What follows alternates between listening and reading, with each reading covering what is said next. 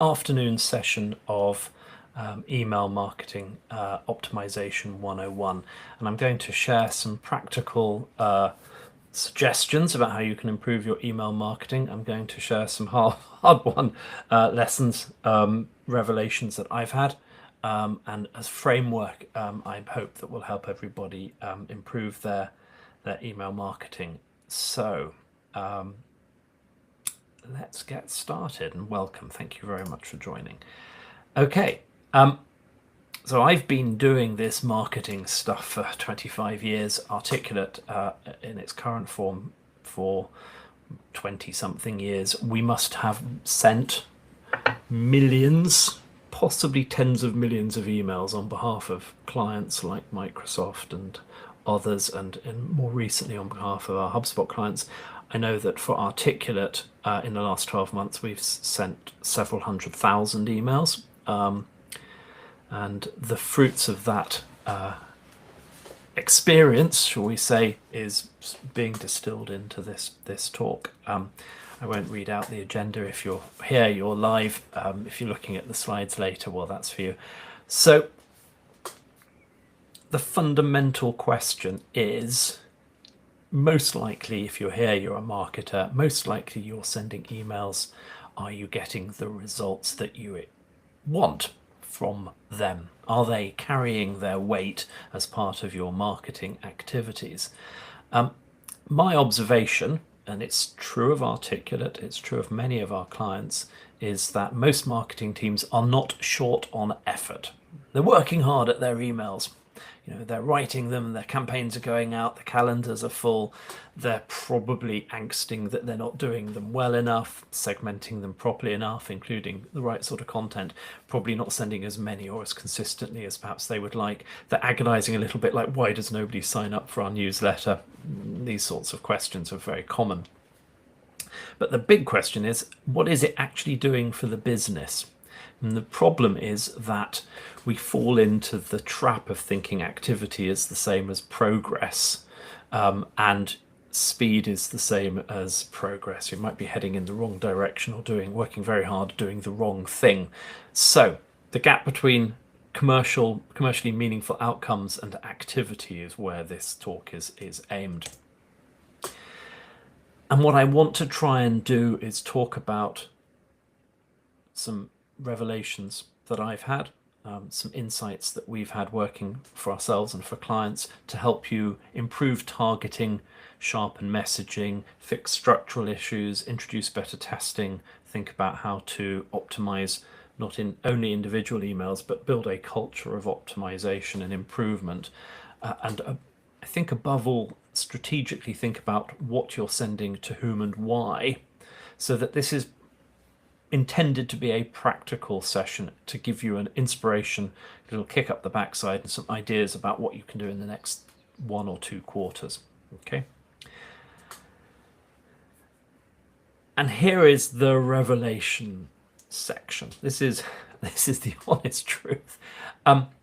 So observation number 1: emails are increasingly important, not decreasingly important. For a long time, I thought that emails were the distribution mechanism for blog posts alongside RSS feeds and social media.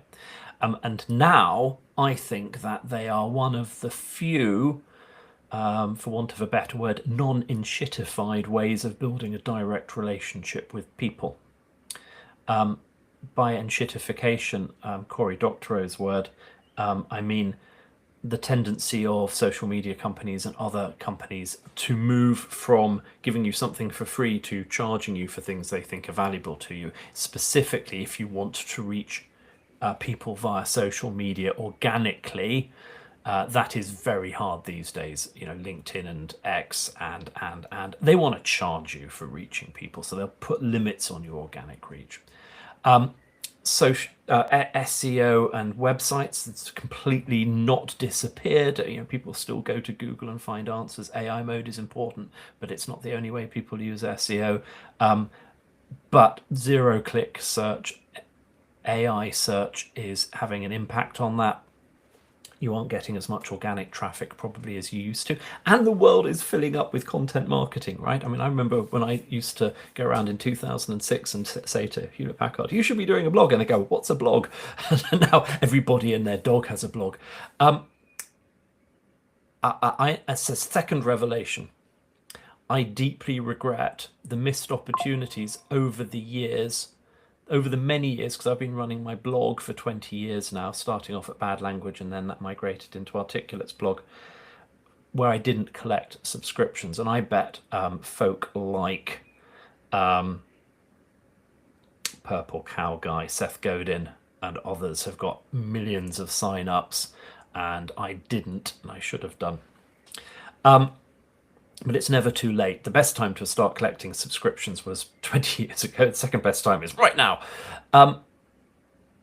Third revelation. There is an enormous difference between emails that I want to get and emails I don't want to get. I'm getting an increasing tide and volume of emails I don't want to get. My spam filter probably catches now 200 to 300 emails a day that are being sent to me. And I've got an email address that's been around for decades. It's in every database, so I get a lot of spam. And there are emails I really want to get. For example, I am, among other interests, I am interested in the politics and the evolution and geopolitics and the history of the Ukraine war. And there's an author, historian, Phillips Payson O'Brien, I find very interesting commentator, interesting historian. And I pay to get his emails on Substack. I pay to get emails from him because I find them interesting. So, you know, if there are emails that people will pay for, and you have in your inbox spammy, irrelevant emails and emails that you genuinely look forward to. And the final revelation, and you know, I'm as guilty of this as anybody, is how utterly dull, repetitive, and uninspiring and not worth paying for most emails are. We've got to change that. So this is where I'm coming from with this. Our theory of the case is that there is no single magic bullet that will dramatically make your emails better, increase your open rate, increase your click-through rate. There are some fundamental table stakes like fixing your email deliverability, having relevant, useful content. We'll talk quite a lot about that. You know, writing subject lines that are reasonably good, writing, you know, there are some basic things, sort of basic housekeeping and hygiene things. But people tend to look for a single or simple explanation for why their email marketing isn't working, or they tend to kind of look and go, I don't know what to do about it, and I tried A/B testing the subject lines, or I tried something. The key understanding is that long-term email marketing performance is shaped and driven by a lot of interconnected decisions and improvements over time. As that original marketer Lenin said, everything is connected to everything else. OG marketer there. And there are a number of things that contribute to a successful email campaign, right? So once you fix the hygiene factors. First thing, targeting makes sense. Second thing, the message feels relevant. Thirdly, the structure is clear. Fourthly, there is an obvious next step that all of those things lead into. And additionally, fifthly, you are sending the right email, ideally at the right time, to the right person or the right people. So segmentation, targeting, and personalization. Right. The goal is not necessarily to try and fix one thing and hope all the others will fix themselves, or to fix one thing and then it's done. The goal is to build a culture of continuous improvement and set a journey towards long-term growth. So, here's the other challenge that we face with this, right? Where we've got this, yes, I agree with Matthew, I want to have an email campaign, I want lots of subscribers, I want lots of people opening my emails, I want lots of trust, engagement, activity, meaningful marketing outcomes, I want to do segmentation, targeting, yes. And then, when you actually look at the data in your email platform, if HubSpot is our email platform of choice, and it gives you really granular micro detail about this email, who opened it, when, how many clicks, delivery rate, and it might roll some of that up into some aggregated data around open rates and click-through rates and deliverability and so on. And email health is an important thing that HubSpot reports on well. So you get a lot of like what data, what happened, not so much why, like how successfully was this targeted? Did this kind of targeting do better than that kind of targeting? This kind of content do better than that kind of content? So we use the data that we've got because it feels very comforting to make decisions on data, and we then try and optimize the wrong thing. Or we optimize a thing, one contribution, when they're probably bigger things that matter. And back in the days when I used to be a game developer, a computer game developer in the 90s, we had a saying which was optimize the algorithm, not the code. And the very clever programmers that I used to work with used to spend hours sort of hand optimizing inner loops with assembly code to make them go a little bit faster, that 3D graphic thing, to make it work a bit better. Well, that's great, you know. I mean, sometimes you really do need to, that little bit of code, that page of code is going to run so often in your game that you need to optimize and squeeze every. But more often, for example, if you could arrange your 3D rendering algorithm to not render or try to render faces that weren't in the frame, you didn't need to run that loop so much. You could actually reduce the amount of stuff you had to render, and it didn't matter quite as much how quickly that inner loop ran. So optimize the algorithm, not the code. This is what I'm trying to talk about today. And that means different kinds of reporting. It means using reporting that is sort of measuring outcomes. It means using sort of doing testing around things that you're find, you know, that make a difference to those outcomes, rather than just taking open rate, click-through rate, delivery rate as the only things that you can manipulate. And there's a really interesting article by name has completely escaped me momentarily, SEO expert, and he's talking about how you measure the things that are difficult to measure. And just because something is difficult to measure doesn't mean it's unimportant. And this is what I'm talking about here. So let's start with, how do you get people to engage? And fundamentally, engagement is not about the time and day of sending. It isn't about the template design. It isn't about the subject line in isolation. Fundamentally, engagement is related to relevance. So if the email that arrives in somebody's desk doesn't feel relevant to the recipients, they won't open it, they won't read it, they won't click, they won't engage. Right? So that is a fundamental truth that you need to latch onto. People don't ignore emails because the subject line is badly written. They don't ignore emails because you haven't got a pretty template. So how do you make emails super relevant to your audience? I'll give you a hint.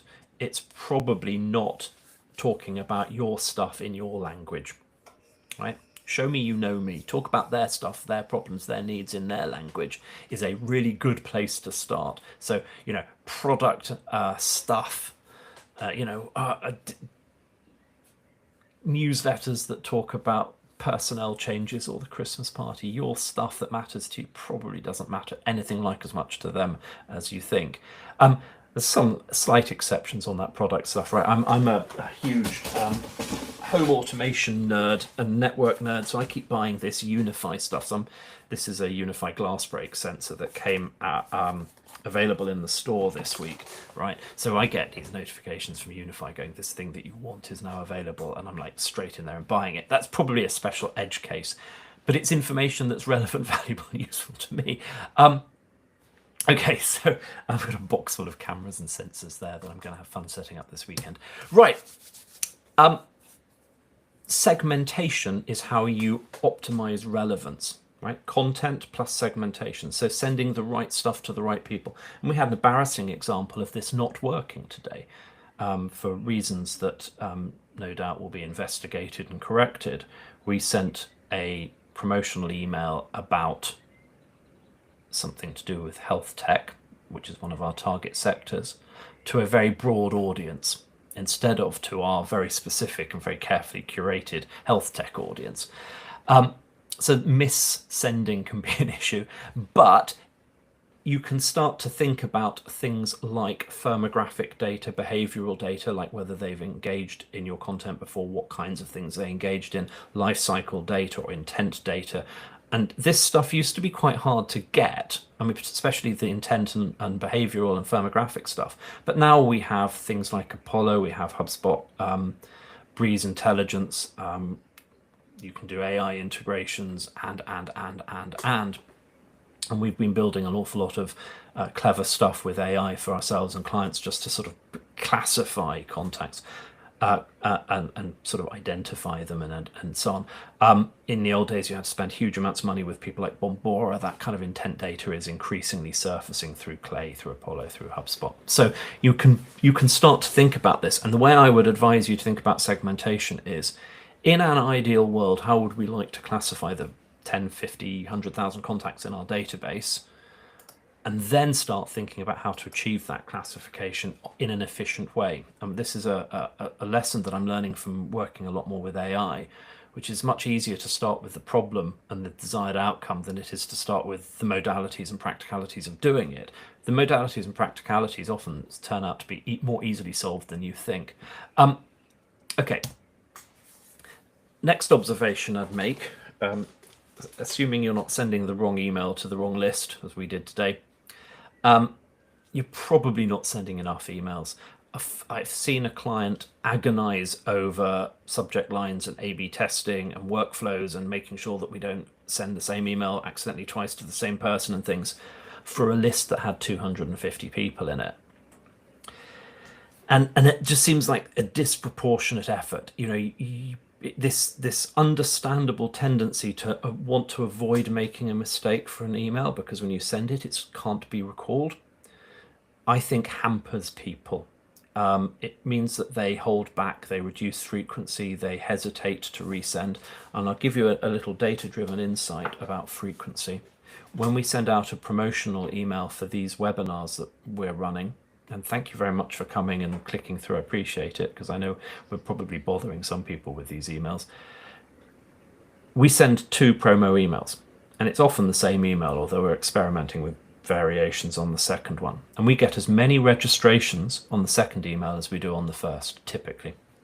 What that says to me is, you know, sometimes people just miss an email. They don't always see it. So you might craft lovingly this email and send it out to, you know, so many people, and just a fraction of those people, in our experience, at least on the webinar promo, 50% just aren't paying attention and would be interested if they were. It's an interesting thing.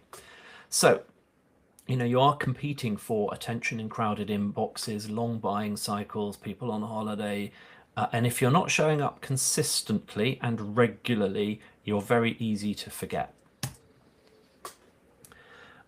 The only time frequency becomes a problem, again, assuming you're segmenting and targeting and sending correctly, is when you are very irrelevant, when people aren't interested in what you have to say.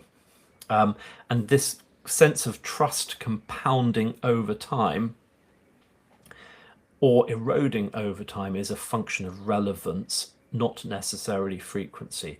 And I would be reasonably happy to get an email every day from, I mean, I get an email every day from the New York Times, for example, with the latest news. I'm happy with that. I don't feel they're over spamming me. I'm just interested in what's going on.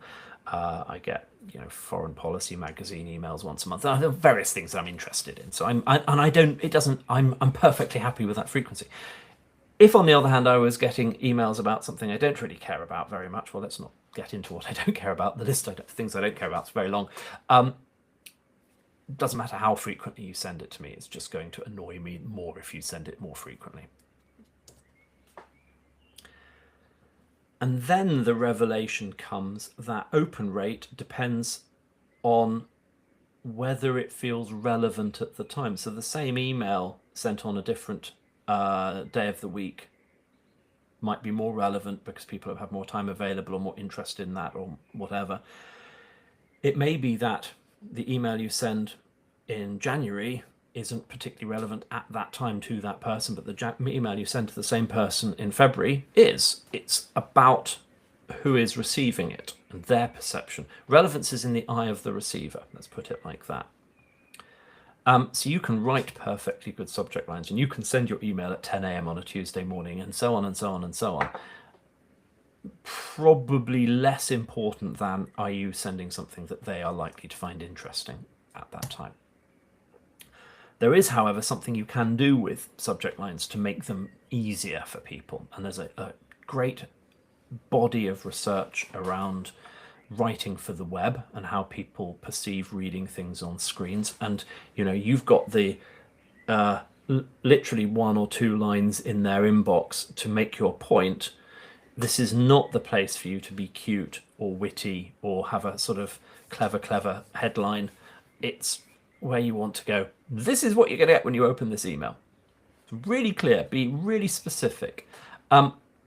And I think a lot of people spend a lot of time trying to be clever, write witty headlines, putting emojis and so on.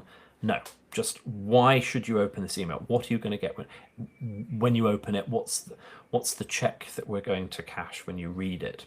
And back when I was a editor at large at Real Business magazine, my editor there, Matthew Rock, used to say that you earn a reader's attention on the cover of the magazine with the title of the article, with the first stand first, the first sentence. Each of these things contributes to that enticement, that earning of trust and attention that makes somebody read the whole article. It's the same with the subject line, the first line of the email, the first paragraph, or whatever you put in it.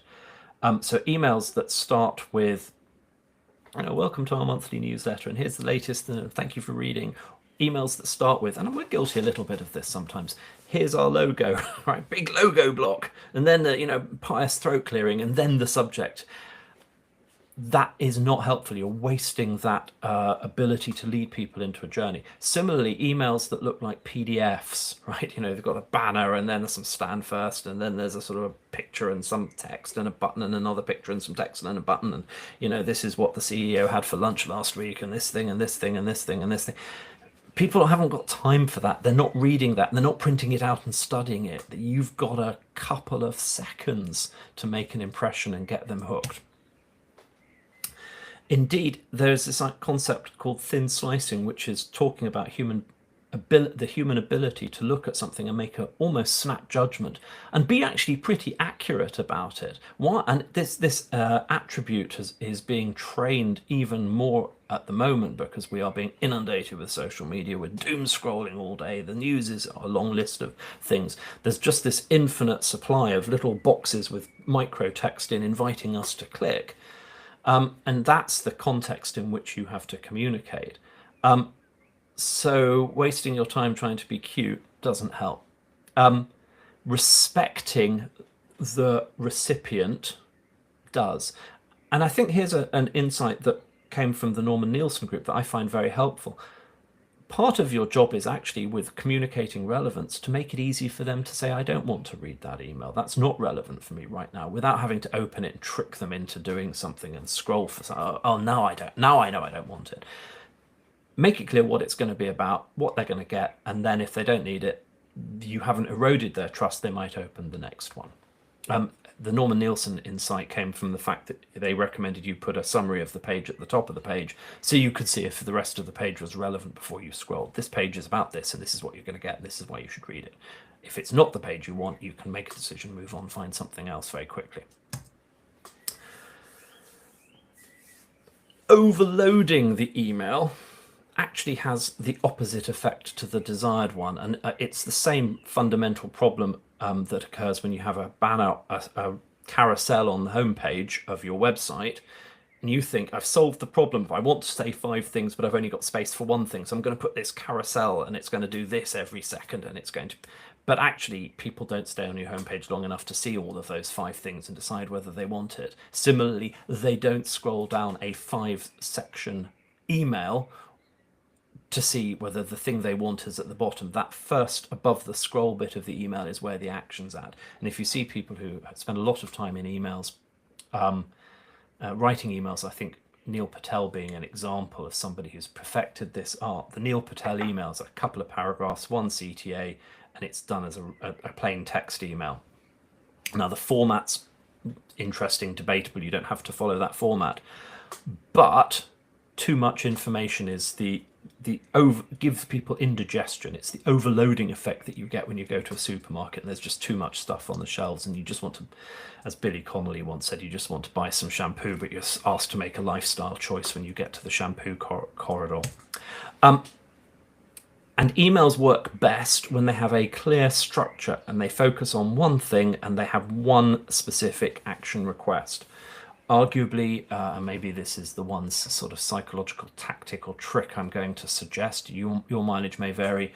You might put a postscript that has a secondary CTA in it, but one short description, one CTA, unless it's an informational email. I mean, sometimes an email actually is just an article in an email format. Certainly the Substack stuff is. So, it isn't necessarily always going to be short, but it should be thematically concise.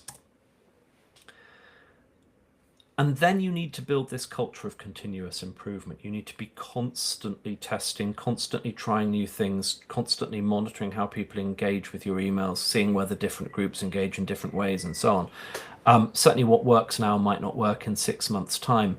And this, because email success is made up of small accumulation of small improvements and trust built over time, building that muscle so that you do it regularly and consistently, rather than we tried email once and it didn't work 3 years ago, so we haven't paid a lot of attention to it since, or Matthew, can you solve our deliverability problem or something? There's random occasional interventions are not ideal. You want to be continuously improving it. However, if you haven't looked at email for a while, haven't really done very much with it, or you have low engagement, a sort of fairly significant lift and shift can get you into the place where you can then start doing continuous improvement. I think I've made that point.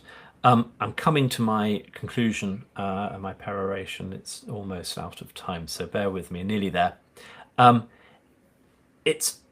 Blair Enns has this lovely and valuable insight that in the sales process, what the potential customer experience is should reflect, mirror, echo the kind of experience they're going to have when they become a customer. In other words, you should have consistent experiences, consistent messaging, consistent language.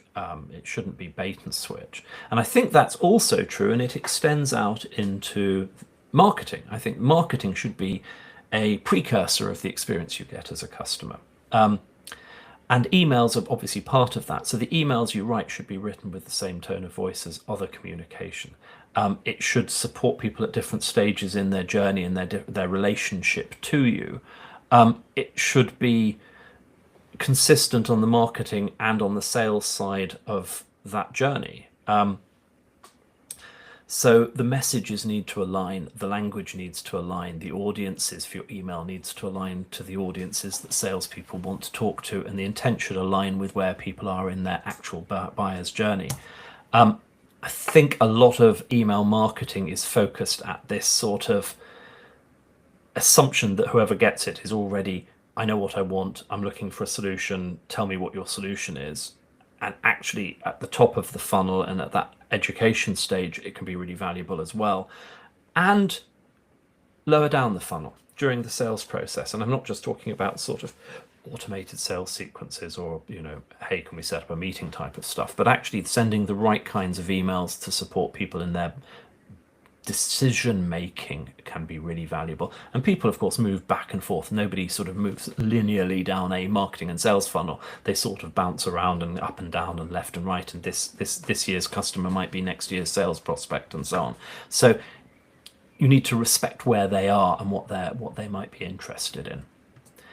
So there are my thoughts about email. I've got a couple of final parish notices. we are increasing the frequency of our webinars. No doubt if you're here, you're going to be hearing about them by email. But the webinar page on our website has a lot of previously recorded content. We are now at 102 webinars. This is my 102nd, or our 102nd. More coming up. If you would like